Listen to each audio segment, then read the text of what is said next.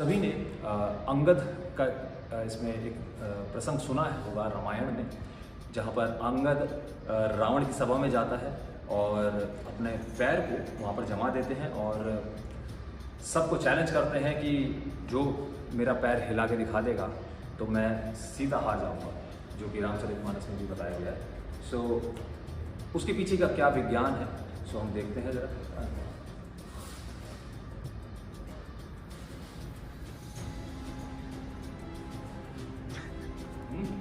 ठीक है।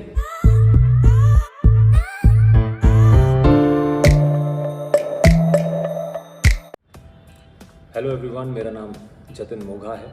मैं बैटलफील्ड फाइट क्लब का फाउंडर और हेड इंस्ट्रक्टर हूँ। हमारी एक ब्रांच है कृष्णा नगर में।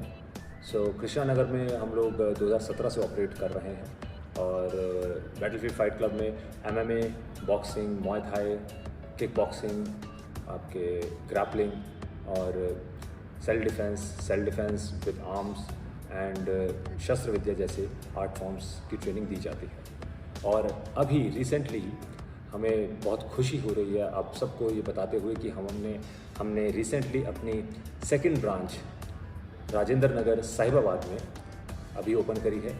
बैटलफील्ड फाइट क्लब में राजेंद्र नगर ब्रांच पे पहुंचने के लिए आपको सबसे नियरेस्ट मेट्रो स्टेशन होगा Mohit Sharma Rajendra Nagar metro station. IME college की ऑपोजिट साइड में हमारा क्लब पड़ता है। पंजाब नेशनल बैंक की साहिबाबाद ब्रांच के जस्ट फर्स्ट फ्लोर पे है, उसी के ऊपर हमारा क्लब यहाँ पर है।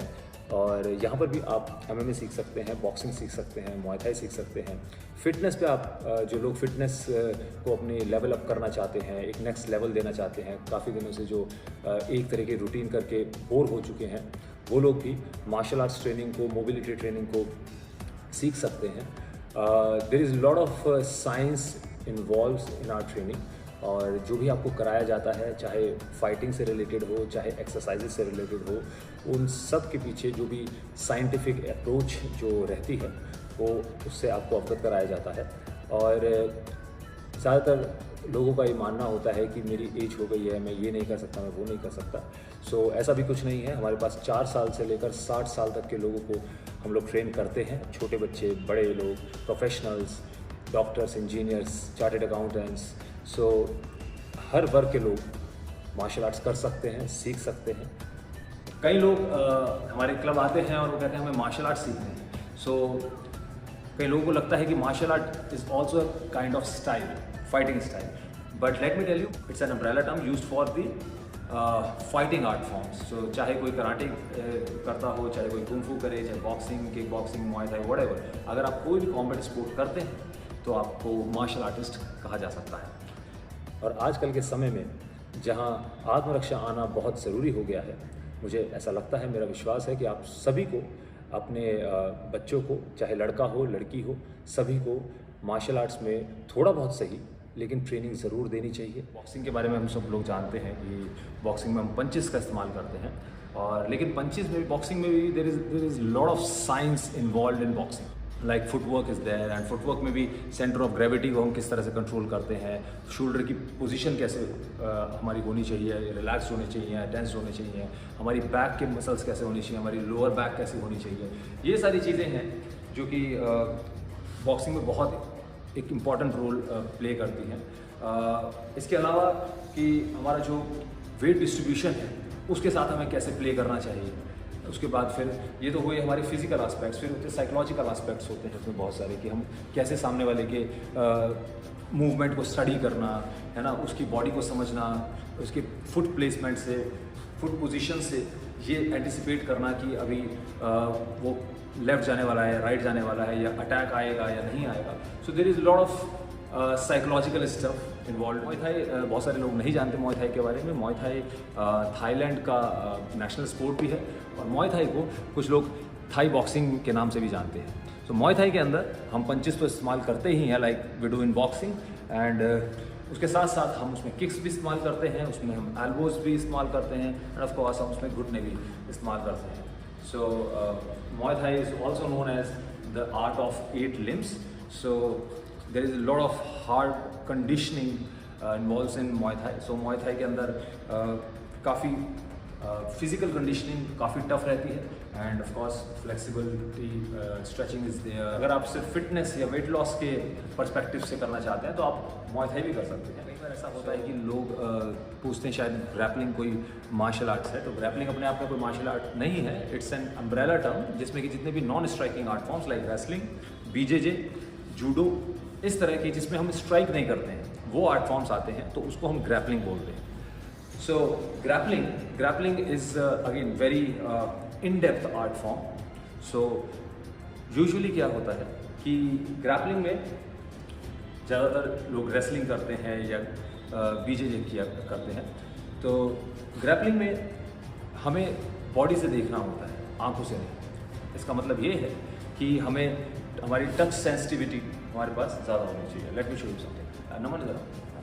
तो for example when we move, so जब हम पुश करते हैं, मैं पुश करूँगा और ये भी मुझे पुश करेगा, so हम यहाँ से फोर्स देते हैं एंड देन हम इस यूजुअली क्या होता है, जैसे हम फॉर एग्जाम्पल हम अगर रेसलिंग कर रहे हैं तो हम मूव करके हम एक टेक्निक यूज़ करते हैं, ठीक है। इस तरह से ही बीजेजे करते हैं तो उसमें भी हम टेक्निक यूज़ करते हैं। So there are two types of learning, one is principle based learning and the other one is technical based learning. So technical based learning is like कि मैंने आपको एक टेक्निक बताई एंड उस टेक्निक की आपने 500 बार ट्रेनिंग करी, प्रैक्टिस कर रहे हैं, उसकी 1000 बार प्रैक्टिस करते हैं और फिर आप उस टेक्निक में एक्सेल होते हैं। So principle based learning is what कि आपको प्रिंसिपल समझाया जाता है। फॉर एग्जाम्पल इधर है ना, जैसे कि अगर मान लीजिए जैसे मैंने अभी आपको दिखाया कि इसने मुझे फोर्स दी एंड अभी जैसे पुश करेगा मुझे, पुश कर and then I just break my own structure, ठीक है। ये स्ट्रक्चर को पुश कर सकता है, लेकिन जैसे ये करा एंड देन यहाँ से आ गया and then I will just twist, है ना, और मैं उस पर स्ट्रक्चर में ले सकता हूँ। Once I took the structure because he has no balance now, because इसका स्ट्रक्चर कॉम्प्रोमाइज हो गया, ठीक है। Now I can do as many techniques as I want, ठीक है। प्रिंसिपल बेस्ड लर्निंग में हम बॉडी की साइंस पे फोकस करते हैं कि सेंटर ऑफ ग्रेविटी कहाँ है, सेंटर ऑफ मास कहाँ पर है, बॉडी का सबसे उसकी सामने वाले की बॉडी का जो सबसे स्ट्रॉन्गेस्ट पॉइंट है वो कहाँ पर है, एंड देन हम उसके साथ उसे चेंज कर देते हैं।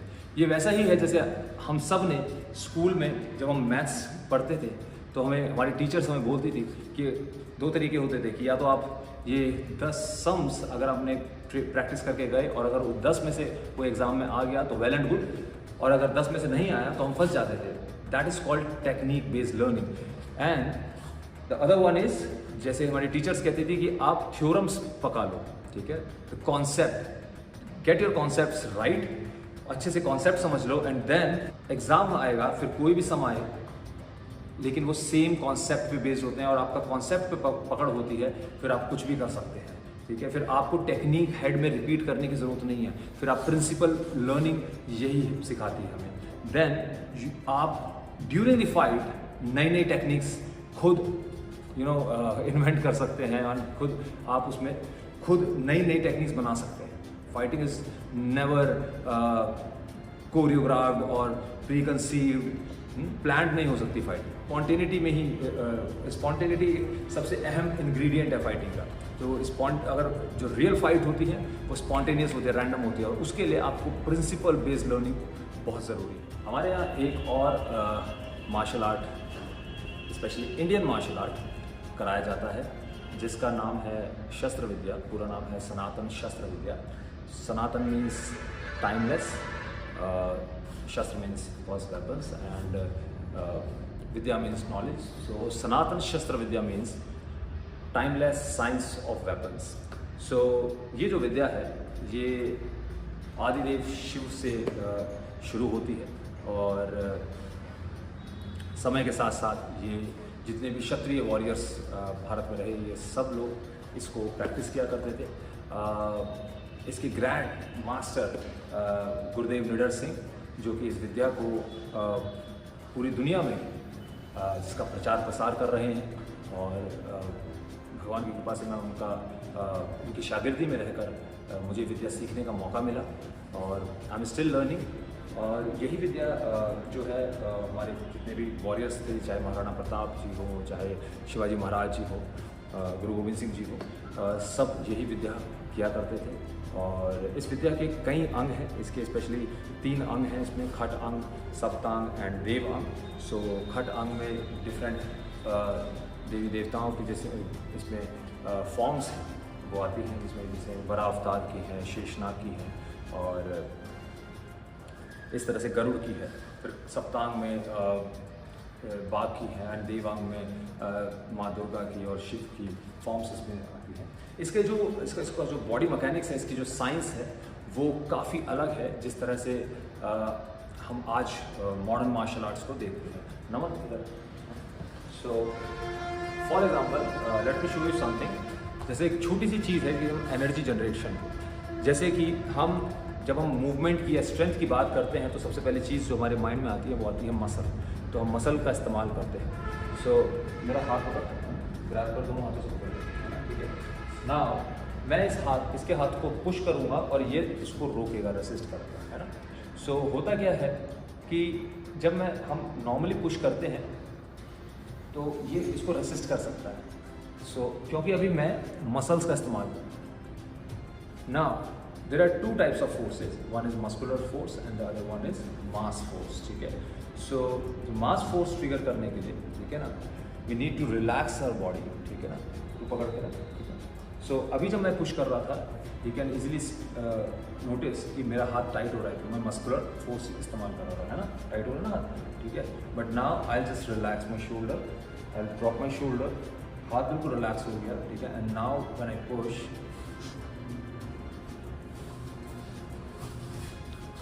I can just expand, ठीक है। So Naman will tell you कि what is the difference between 2 types of forces। जब मस्कुलर फोर्स लग रही थी तो उसमें आप पूरी बॉडी एक साथ मूव कर रही थी, तो एक मास में एनर्जी मेरी तरफ आ रही थी, उसे मैं रिजेक्ट कर पा रहा था, अपोज कर पा रहा था। लेकिन इसमें जो एनर्जी थी वो उसमें कॉन्सेंट्रेटेड नहीं थी एक जगह पे, वो फ्लो कर रही है, तो फ्लो के साथ मैं भी पीछे होता चला गया, उसे रोक नहीं पाया। एग्जैक्टली। सो दिस इज ये जो हमारा जो एनर्जी फ्लो है वो कांस्टेंट होना चाहिए, वो एक स्मूथ फ्लो होना चाहिए। इसके लिए बहुत ज़रूरी होता है कि हमारे जो शोल्डर्स हैं, हमारे जॉइंट्स हैं, वो सारे ओपन होने चाहिए। ज़रा सी भी अगर आपके कहीं स्टिफनेस है, अगर आपकी लोअर बैक में, शोल्डर्स में, स्कैपुला में, शोल्डर ब्लेड्स में अगर आपके कहीं पर स्टिफनेस रहती है, टेंशन है, तो फिर आप एकदम मसल्स आपके एक्टिवेट हो जाते हैं। सो हमें रिलैक्स करना पड़ता है। जो विद्या जो है, शस्त्र विद्या, वो रिलैक्सेशन से शुरू होती है और रिलैक्सेशन के बाद ही वो चलना शुरू होती है। So this constant flow of energy, इसे अचीव करने के लिए first we need to mobilise our whole body and joints, everything, ठीक है। और इसी तरीके से आप सभी ने अंगद का इसमें एक प्रसंग सुना होगा रामायण में, जहाँ पर अंगद रावण की सभा में जाता है और अपने पैर को वहाँ पर जमा देते हैं और सबको चैलेंज करते हैं कि जो मेरा पैर हिला के दिखा देगा तो मैं सीधा हार जाऊंगा, जो कि रामचरितमानस में भी बताया गया है। सो उसके पीछे का क्या विज्ञान है, सो हम देखते हैं जरा। नमन जरा जा, ठीक है। सो सपोज मेरा ये पैर पकड़ेगा एंड ये फिर उठा देगा। वॉच नाउ, अभी जैसे मैं मस्कुलर फोर्स करूँगा, ठीक है।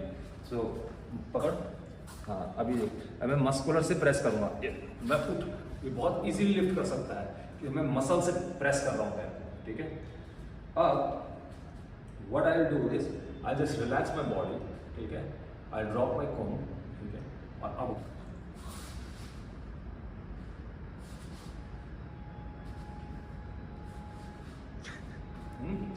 ठीक है, क्योंकि मेरा पैर, मेरे जो सेंटर ऑफ ग्रेविटी है वो मैंने पीछे रखी है। आपने अगर नोटिस किया हो, मैं यहाँ नहीं रहता, ठीक है।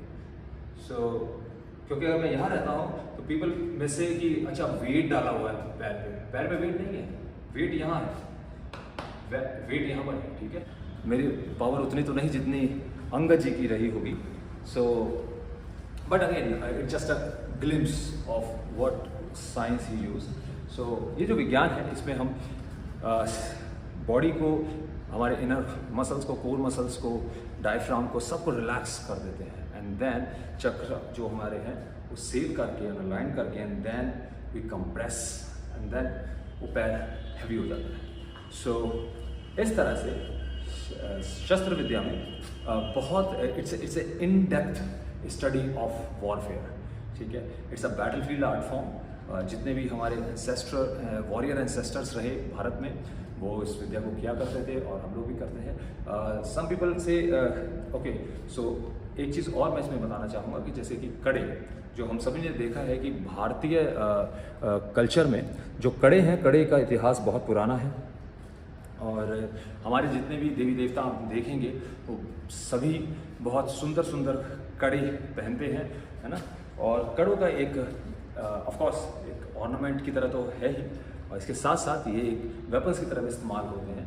सो फॉर एग्जांपल, जैसे कि if someone grapples with me, ये हाथ पकड़ के ग्रैपल करता है, now he can tell you, ये देखो, ये ग्रिप नहीं बनने दे सकता कड़ा, बिकॉज जैसे ही पकड़ेगा, अगर यहाँ से इसने पकड़ा, ये जो this edge will go in his wrist, ठीक है, and then this kada will break his elbow और द जॉ, इस तरह से, ठीक है। So this kada is the very important weapon in Indian culture. So again, but अगर आप इसकी विद्या नहीं जानते हैं, ठीक है, जैसे हमारे अखाड़े में गुरुदेव हमारे कहते हैं, बिन अभ्यास शास्त्र बिक जानो, बिक कहते हैं इट्स लाइक पॉइजन। सो अगर if you don't know how to handle your weapon, so it's like a poison to you. So इसलिए there is a science behind this, ठीक है। सो कड़े की मूवमेंट्स भी होती हैं, एंड देन हम इसे अगर ज़रूरत पड़े तो then we can move use like this. So these are the things. So again, but this vidya is for smart people, it's not for stupid people. ये जो लोग अगर इसको इस भावना से देखते हैं कि हम विद्या को मिसयूज़ कर लेंगे, ये चीज़ विद्या आएगी ही नहीं, ठीक है। विद्या उसी को आएगी जो विद्या को संजो के रखना चाहता है। It's a treasure of our Indian culture. और इसके बारे में आपको वेबसाइट वगैरह के लिंक जो भी हैं वो डिस्क्रिप्शन में मिल जाएंगे, you can just check it out, और काफ़ी इन्फॉर्मेशन आपको उसमें मिल जाएगी। और अगर आप चाहें तो बैटलफील्ड फाइट क्लब से संपर्क कर सकते हैं और यहाँ पर आके विद्या सीख सकते हैं। So if you are someone जो कि मोबिलिटी इश्यूज से या फैट लॉस इश्यूज से आप जूझ रहे हैं, चाहे डेस्क जॉब की वजह से या किसी भी रूटीन की वजह से, किसी पास्ट इंजरी की वजह से उनकी बैक में, उनके शोल्डर्स में काफ़ी स्टिफनेस आ चुकी होती है, जिसकी वजह से उनको मूवमेंट में पेन भी होता है, और उसके अलावा भी कई तरह के डिसऑर्डर्स उन्हें सफ़र करने पड़ते हैं। So you should give it a try, और बैटलफील्ड फाइट क्लब में आप एक बार आइए, ठीक है ना। हम लोग आपसे बात करेंगे and will see what we can do for you.